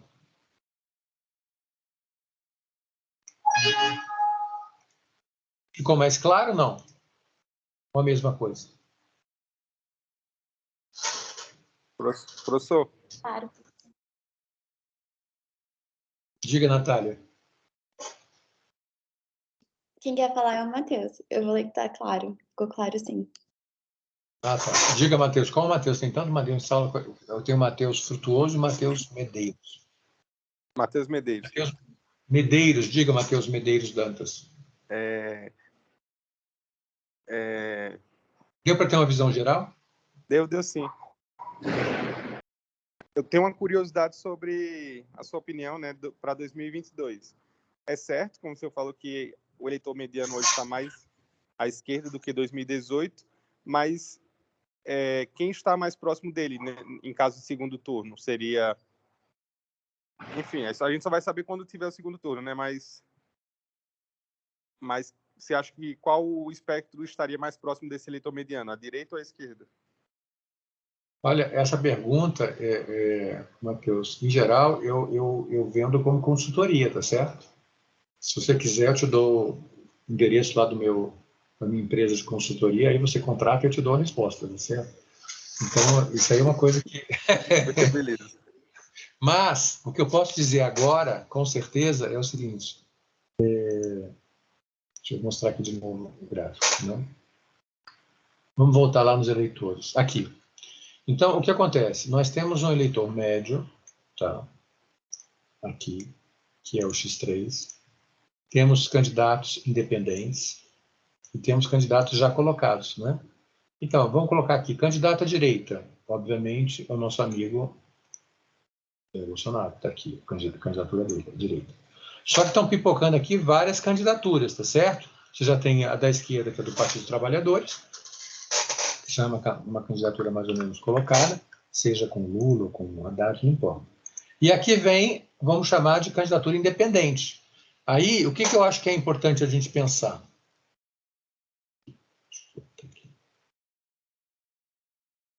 É o seguinte, deixa eu aumentar aqui o volume para ficar mais claro. Aqui. Primeiro, quantas candidaturas independentes a gente vai ter? Concorda comigo? Sim, concordo. Aqui eu botei uma em amarelo, tá? Você pode ter mais de uma. Então, a gente botou em amarelo, vamos botar aqui em roxo, por exemplo. Só para ficar diferente. Aqui, roxo, tá? Então, veja. Se você tiver muitas candidaturas independentes, especialmente à esquerda, você há de convir comigo que essas candidaturas vão acabar tirando eleitores dessa candidatura de esquerda. Concorda comigo? Você vai ter independente 1, independente 2, independente 3 e a do partido. E aqui vai depender também se vai surgir algum candidato à direita, que vai tirar votos do candidato conservador, que é o presidente Bolsonaro. Aí tem uma outra questão também que eu não falei, mas que vale a pena a gente mencionar rapidamente, que é o seguinte. Esse candidato conservador, ele pode ter uma tendência de ir mais ainda para a direita, não para fugir do eleitor médio, que ele não quer fugir, ele quer o eleitor médio. Mas ele pode fazer isso para evitar que surja uma candidatura mais à direita do que a dele. Se for possível, outra coisa, né? Então, ele quer manter a mesma teoria das lojas, tá certo? Ele vai ocupar esse espaço da direita aqui para não permitir que surja um outro candidato para enfraquecer a candidatura dele. Então, isso também é uma outra estratégia. Então, fazer um discurso conservador no primeiro turno, arquiconservador, ignorando o eleitor médio, mas para garantir que só ele vai representar todos esses eleitores. Indo para o segundo turno, aí é aguardar qual desses candidatos vai para o segundo turno e aí começa a disputa pelo centro. Não sei se eu respondi a tua pergunta. Respondeu sim, mas a dúvida era se esse, por exemplo, conservador estivesse muito radical, o segundo turno não seria mais difícil para ele se aproximar do centro? Não necessariamente, porque ele pode fazer uma campanha diferente, né? O segundo turno é uma nova eleição, né? E aí vai depender da satisfação dos eleitores com ele, com o governo dele, e as expectativas dos eleitores em relação aos novos candidatos, aos independentes, vamos chamar assim, tá? Vamos colocar aqui Ciro Gomes, Eduardo Leite, Dória, Moro, o que for que vocês quiserem, tá? Então, quanto mais candidatos houver aqui à esquerda, mais eles se enfraquecem mutuamente. Concorda? Porque todos estão buscando o mesmo eleitor. Não é isso? Isso. Só que só um deles será vitorioso. Vamos supor que seja o ex-presidente Lula, faz de conta. Então, o presidente Lula e o candidato conservador vão disputar o eleitor médio. Vamos supor que seja o Ciro, faz de conta. Então, o Ciro chegou ao segundo turno. Beleza. Está aqui o Ciro, roxo. Tá? Então, o Ciro e o presidente Bolsonaro disputando o eleitor médio. Sempre vai funcionar assim. Ah, não, mas quem vai ganhar é o Eduardo Leite, que é o de amarelinho. Pronto. Aqui. Então, ele vai disputar o eleitor médio. É claro que quanto mais próximo ele tiver do eleitor médio, mais fácil fica a eleição para ele. Vamos supor que esse candidato verde aqui seja a Marina. Vamos fazer de conta que a Marina ressurgiu das cinzas. Está aqui ela. Ela vai para o segundo turno. Mesma coisa. Quem que o eleitor prefere? A Marina ou o Bolsonaro?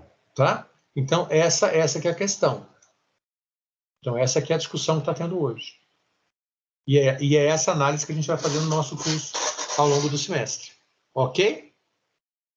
Tentar localizar onde está esse eleitor médio e onde é que estão os demais candidatos. Ok, gente? Acho que terminamos por hoje, né? Certo? Ok, professor. Obrigado. Eu que agradeço. Obrigado. Eu agradeço. Eu vou mandar esse slide, né? Pelo e-mail, viu, Daniela? E depois você pode botar no material do grupo. Alguém ia fazer mais uma pergunta? Não. Inerves ou Fábio? Ou um comentário? Então, professor, eu ia só tentar fazer uma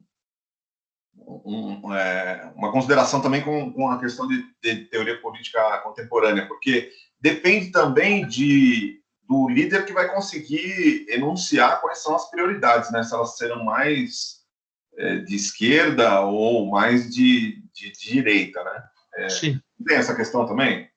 Do Schumpeter lá? Que tem um líder que tem que enunciar, né? Sim, o líder vai apresentar sua proposta, mas aí a gente volta aqui ao nosso curso. É importante que as propostas sejam convergentes com as expectativas dos eleitores. E aí de novo, nós caímos na mesma questão. Onde é que está o eleitor médio? Sempre a gente vai cair nisso. O eleitor médio está aqui, mas ele está no centro, está mais na direita ou mais na esquerda. Se ele estiver mais à esquerda, não adianta vir com uma proposta muito conservadora que ele não vai querer ouvir. Se ele estiver mais à direita, como aconteceu em 2018, quanto mais à esquerda for a minha proposta, menos ele vai ouvir e mais convicto ele vai estar na eleição do candidato conservador. Entendeu? Então, a expectativa do eleitor é fundamental. Então, tem que haver um casamento entre a proposta dos candidatos, ela tem que ser uma proposta factível, interessante, que agrade ao eleitor, e a expectativa do eleitor dentro dessa curva aqui. Vocês estão vendo a curva ou não? Uhum. Sim. Estão vendo esse gráfico? Dá para ver? Dá para ver. Sim. Então é isso. Ok, gente? Valeu, professor. Obrigado. Professor, Professor, só uma questão. É o Inerves. Oi, Neves, tudo bem? Bom dia. Bom dia. Tem uma questão aí interessante, né, que o eleitor médio aí, ao longo da campanha, por exemplo, ele pode mudar de posição aí, né? Exatamente, ele se desloca. Exatamente. A campanha, digamos assim, a campanha vencedora, ela tá justamente tentando ou mudar uma coisa ou mudar outra, né? Porque pode ser as duas possibilidades, né? Ou você ir mais aonde as pessoas estão querendo que você vá, ou você tentar fazer com que as pessoas venham para onde você quer que elas estejam, né? O que é mais? É uma combinação das duas coisas, exatamente. O que é isso? Isso é dinâmico também? Cada eleição tem a sua dinâmica e tal? Claro, com certeza. E dentro de uma eleição pode haver mudanças também. Eu lembrei Oi? Não, pode terminar, professor. Então, dentro de uma eleição, pode começar com a candidatura um pouco mais, o eleitor um pouco mais, vamos dizer assim, deslocado para a direita, e ele pode terminar mais no centro, ou o contrário. Ele podia ter começado mais à esquerda e ter corrido um pouco para o centro. Então, os candidatos têm que ter sensibilidade para ouvir o que esse eleitor está querendo, qual é a demanda dele e tal. Por isso que são feitas as pesquisas, para auscultar os eleitores, entendeu? Para o candidato falar o que o eleitor quer ouvir. Né? Então, tem que vir dos dois lados, do candidato de um lado e do eleitor do outro. Aqui no DF teve uma situação muito interessante do Cristóvão com o Roriz. O pessoal estava dando, assim, as pesquisas estavam dando o Cristóvão ganhando na época, assim, e no último, o Roriz não ia em debate, e no único debate que o Roriz foi para ir com o Cristóvão, e o Cristóvão criticando aquele lance do Roriz da lote e tal, e o Roriz aproveitou essa crítica justamente para subir em cima do Cristóvão. Falou assim, como é que eu não vou dar lote para o meu irmãozinho que está passando necessidade e tal, não sei o quê. Fez um discurso todo sentimental assim, e o Roriz acabou ganhando a eleição. Exatamente. Quer dizer, o Cristóvão deslocou ele despreparado e acabou que se voltou contra ele isso. Então, também, isso também, exatamente. Muito cuidado para não fazer isso, porque vira uma pessoa arrogante. A última coisa que o eleitor quer é um candidato arrogante. Oi? Professoral, né? Fala assim, como aquele que entende de tudo, né? E numa posição muito superior. O eleitor não gosta disso. E criticou os erros de português do Roriz, que o Roriz era ignorante, e acabou que isso se voltou contra ele. Ele falou assim, eu sou ignorante e eu represento o eleitor brasileiro. Eu realmente sou o eleitor brasileiro. Acabou com o Cristóvão, entendeu? Outro que cometeu o mesmo erro, Ciro Gomes, chamando o eleitor de burro. Os eleitores ficaram do lado do eleitor, não do Ciro Gomes. Não se chama o eleitor de burro. O eleitor nunca é burro.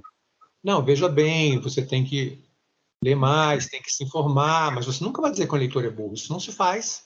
Isso é muita grosseria. Aí o que os outros candidatos fizeram?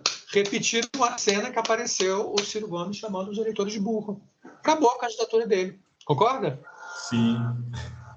Interessante. Então, deixa aí, gente, que tem 10 minutos, eu ainda tenho que sair, fazer um monte de coisa para entrar na aula de TPC. Né? Mas eu acho que deu para ter uma visão geral. Eu já passei para a Daniele, viu, Daniele? Já está contigo o material de hoje. Leiam de novo o capítulo com calma, tá, gente? Que esse capítulo é um capítulo muito importante. Não fiquem preocupados com essa questão de fórmulas, não é o nosso objetivo. É só para vocês realmente terem uma representação espacial da teoria. Vocês viram isso, Fábio, semestre passado, com o professor Frederico? Vimos sim, professor, mas realmente é complicado entender, mas nós vimos. Agora estou entendendo melhor. Porque ele usou muita matemática, muita equação, não? Usou mais matemática, usou um pouquinho mais. Não tanto, mas usou. Eu não gosto de usar matemática. Eu acho que as pessoas têm que entender o modelo imediatamente. Porque aquele modelo não tem meio termo, né? Ou você entende ou não entende, né? Mas às vezes na matemática fica, talvez, assim... Oi? Eu gostei das duas abordagens, entendeu? Mas agora ficou mais fácil de entender. Mas agora já ficou mais claro, não ficou? Com as figuras fica mais fácil de você fixar, né? Então é isso, gente. Então até quinta-feira, se Deus permitir. E é isso aí, estamos juntos. Legal, professor. Até mais. Obrigado. Tchau, obrigado a vocês. Tchau, até mais. Tchau, professor. Tchau. Tchau. Tchau, professor. Apenas.